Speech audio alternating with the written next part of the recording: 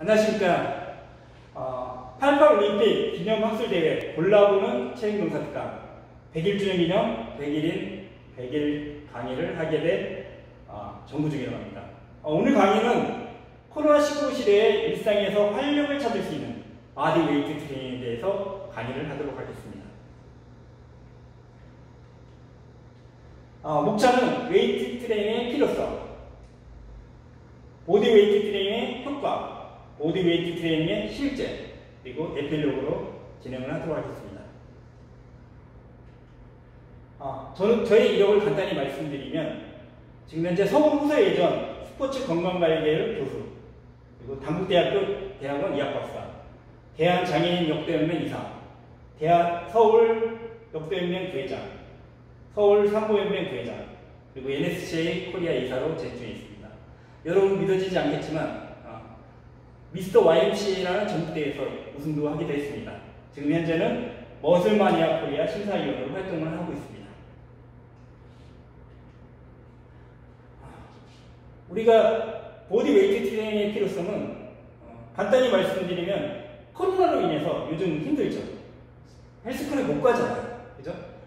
그런 상황에서 집에서 충분히 할 수 있는 트레이닝 방법을 얘기하는 겁니다. 그래서 기구를 사용하지 않고 내 체중을 이용한 웨이트 트레이닝 방법이라고 보시면 되겠습니다. 과거에는 헬스클럽이 필요하지 않았습니다. 왜? 일상생활이 바디웨이트 트레이닝이었습니다. 그래서 여기 보시면 아시겠지만 돌을 들어서 주변에 있는 돌을 들어서 짐승들을 잡고 맘못을 잡고 먹고 살기 위해서 어떻게 짐승들을 잡거나 아니면 살기 위해서 짐승들한테 도망다니면서 어떻게 트레이닝이 이루어졌죠. 그게 바로 바디웨이트 트레이닝이라고 보시면 됩니다. 자, 코로나로 인해서 이제 헬스클럽의 공백이 많이 커졌습니다. 지금 현재 많은 사람들이 헬스클럽에 가지 못하고 있어요. 그러다 보니까 어떻게 우울증에 걸린 그런 상황이 발생했습니다. 운동을 하고 싶은데 운동을 못하는 그런 상황이 되고 있습니다. 그러다 보니 어떻게 운동 공백이 많이 커졌어요. 코로나 때문에. 여기 보시면 아시겠지만 코로나 때문에 헬스클럽에 갈 수가 없어. 운동할 장소가 없어요. 그리고 운동 방법을 배울 수가 없기 때문에 모르잖아요. 그리고 제대로 먹지 못합니다. 우리가 운동을 하기 위해서 먹는 음식들이 있잖아요. 단백질이나 탄수화물, 지방 같은 음식들을 골고루 어떻게 섭취해야 되는지 그걸 알아야 되잖아요. 그죠? 그리고 운동할 기구가 없는 게 가장 큰 문제가 되겠죠. 일반적으로 바디웨이트 트레이닝이 근육을 만들거나 유산소 운동을 통해서 지방을 뺀다, 그런 개념과는 틀리다고 보시면 됩니다. 자, 무거운 중량을 들어서 근육을 만드는 것이 아니라 런닝머신을 통해서 유산소 운동을 통해서 지방을 빼는 게 아니라 어떻게 간단한 운동을 통해서 근육을 만들고 지방을 빼는 운동 방법을 얘기하는 겁니다. 자, 바디웨이트 트레이닝 현대입니다. 지루하다, 재미없다. 왜? 헬스클럽에서는 어떻게 즐거운 음악을 들으면서 신나는 음악을 들으면서 운동을 하지만 바디웨이트 트레이닝은 그렇지 못하죠. 그러다 보니 어떻게 지루하다는 생각이 듭니다. 그래서 바디웨이트 트레이닝은 재미없을 것이라는 그런 편견이 있습니다. 하지만 노력하고 잘한다면 그런 문제는 해결될 거라고 보시면 됩니다. 자, 또 한 가지 비밀입니다. 바디웨이트 트레이닝은 마른 체형들, 우리가 외배업이라고 하죠.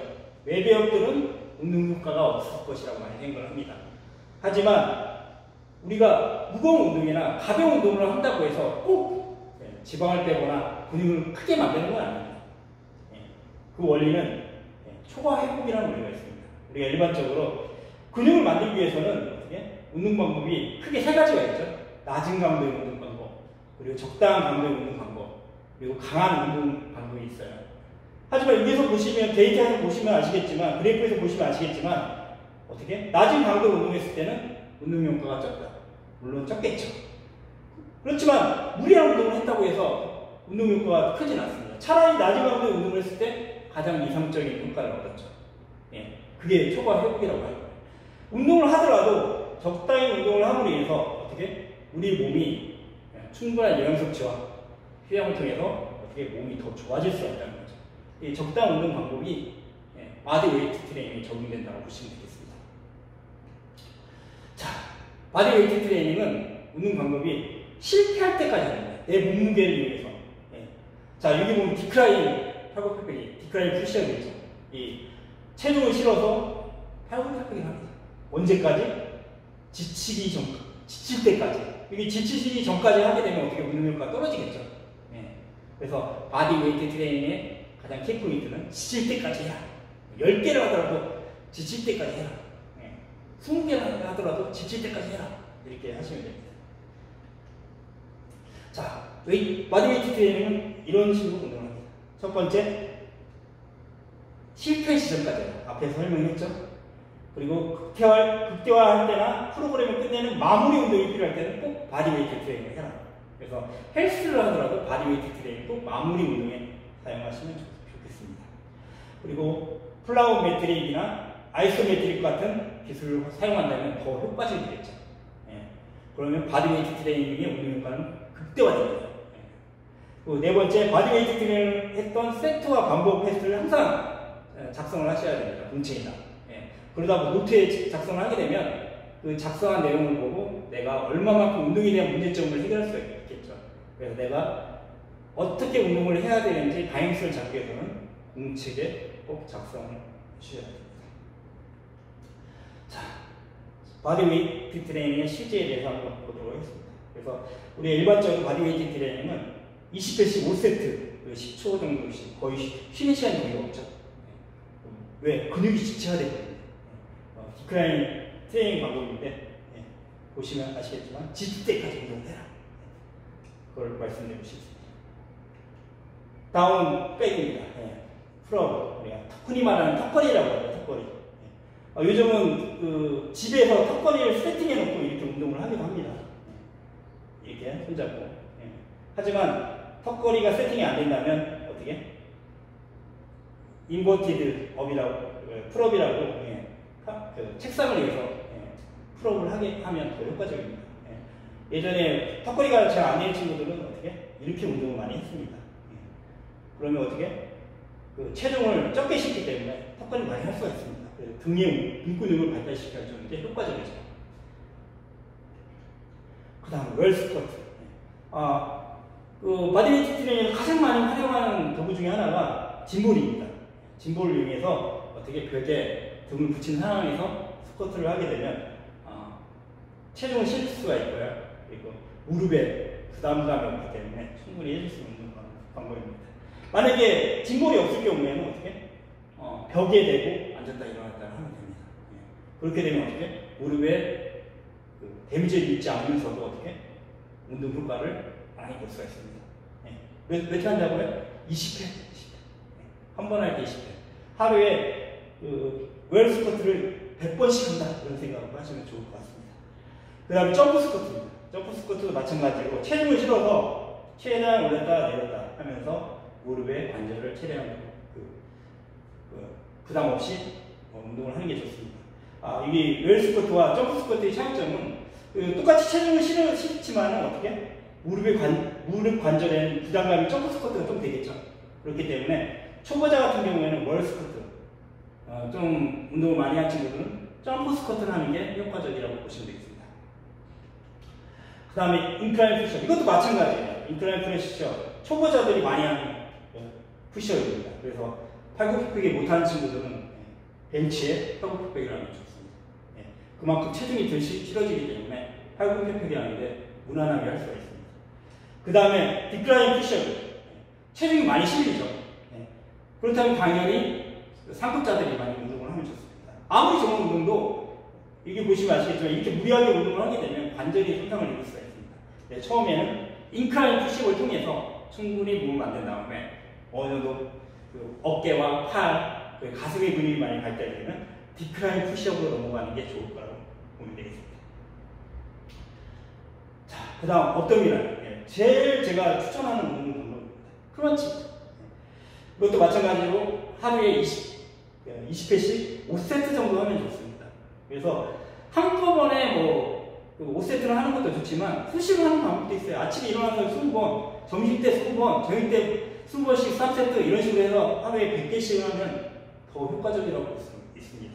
그래서 우리가 일반적으로 몰아서 운동하는 게 효과적이다. 하지만 그렇지 않은 경우에는 10회질까지 한 번 할 때 복근이 아플 때까지 한 다음에 좀 쉬었다가 점심 때 하고 저녁 때 하는 방법도 좋은 방법 중에 하나입니다. 그 다음에 3급자가 되면 더블 크런치를 하는 게 효과적이에요. 그래서 폴더처럼 상체를 들고 하체를 같이 들어올림으로 해서 상복부와 하복부를 같이 운동을 해주는 방법도 있습니다. 그래서 이런 운동들을 통해서 직접 운동 효과를 얻게 된다면 여러분이 꼭 헬스클럽에 가지 않아도 충분한 운동 효과를 얻을 수 있을 것이라고 봅니다. 가장 중요한 내용이라고 보면 되겠습니다. 마인드 머슬 커넥션이랍니다. 마인드 머슬 커넥션은 우리가 근육을 움직일 때 뇌에서 근육이 움직인다는 걸 알아야 됩니다. 그렇지 못하면 운동 효과가 없어요. 내가 힘든 운동을 할 때 근육에서 나는 근육 운동을 한다고 생각을 해야지 근육이 발달하는 겁니다. 그래서 우리가 덤벨 컬을 할 때도 뇌에서 근육의 움직임을 느껴야 됩니다. 수축과 이완을 정확히 느껴야 돼요. 수축하고 이완, 수축하고 이완. 그래서 일반적으로 이제 헬스를 하거나 웨이트 트레이닝 할 때는 천천히 운동을 많이 하잖아요. 그 이유는 왜요? 바로 뇌에서 근육을 느껴야 돼요. 한국말로는 고유수용감각이라고 해요. 그래서 근육이 뇌에서 느껴져야 돼요. 그럼 여러분 운동을 하면 근육이 느껴진다는 거야. 펌핑이 된다는 얘기죠. 뇌에서 근육에 집중을 하기 때문에. 그런데 운동을 할 때 딴 생각을 한다면 운동 효과가 없을 거라고 봅니다. 그래서 오늘 가장 키포인트, 바디웨이트 트레이닝의 가장 키포인트는 마인드 머슬 커넥션이라고 보면 되겠습니다. 그래서 여러분이 운동할 때는 집중을 해라. 힘들더라도 집중해서 내 근육이 발달될 것이다. 살이 빠질 것이다. 이런 생각을 갖고 운동을 한다면 더 많은 효과를 얻을 거라고 봅니다. 그래서 집에서 바디웨이트 트레이닝을 한다고 해서 운동 효과가 절대 떨어지는 것은 아닙니다. 운동을 열심히 하신다면 충분히 좋은 효과를 얻을 것이라고 봅니다. 자, 오늘 여기까지 강의를 마무리했습니다. 궁금한 내용이나 나중에 같이 필드에서 운동 방법을 배우게 된다면 더 좋을 것이라고 봅니다. 시간이 짧은 관계로 오늘 강의는 여기까지 마무리하도록 하겠습니다. 감사합니다.